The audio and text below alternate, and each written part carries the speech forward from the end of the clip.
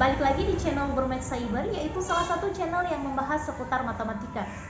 Oke teman-teman, kali ini kita akan membahas seputar tentang teori belajar dan bagaimana pengaplikasiannya dalam pembelajaran matematika. Mau tahu bagaimana pengaplikasiannya? Yuk ikuti terus. Sebelum itu jangan lupa ya, like and subscribe my channel Bermath Cyber agar saya bisa menghasilkan video yang lebih bermanfaat dan beredukasi lainnya. Oke? Kita mulai dengan teori belajar.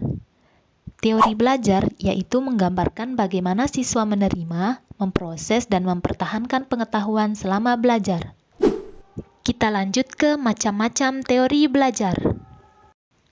Yang pertama ada teori behavioristik, yaitu tentang perubahan tingkah laku sebagai hasil dari pengalaman. Yang kedua teori kognitif, yaitu teori yang memiliki paham bahwa proses belajar berlangsung secara bersambung dan lengkap. Kita beralih ke teori humanistik, yakni teori yang memanusiakan manusia, di mana seorang individu dapat menggali kemampuannya sendiri untuk diterapkan dalam lingkungannya. Selanjutnya adalah teori konstruktivistik, yaitu teori yang memiliki anggapan bahwa jika persoalan ditampilkan dari pancingan dengan internal. Kita lanjut ke bagaimana pengaplikasiannya dalam pembelajaran matematika. Kita mulai dengan penerapan teori belajar behaviorism, yaitu memandang belajar sebagai hasil dari pembentukan hubungan antara rangsangan dari luar seperti 2+2 dan respon dari siswa seperti 4 yang dapat diamati. Teori ini juga digunakan untuk mengembangkan kemampuan siswa yang berhubungan dengan pencapaian hasil belajar matematika seperti fakta, konsep, prinsip, dan skill. Kita beralih ke penerapan teori belajar kognitif. Perkembangan kognitif seorang siswa bergantung kepada seberapa jauh siswa itu dapat memanipulasi dan aktif berinteraksi dengan lingkungannya.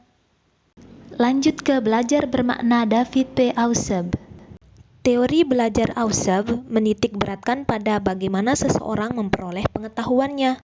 Menurutnya, terdapat dua jenis belajar, yaitu belajar hafalan dan belajar bermakna. Belajar hafalan, yaitu sesuatu pembelajaran yang tidak mengaitkan antara pengetahuan yang baru dipelajari dengan hal lain yang sudah dimiliki. Contohnya, rumus luas daerah segitiga tidak dikaitkan dengan pengetahuan yang sudah dimiliki tentang luas daerah persegi panjang.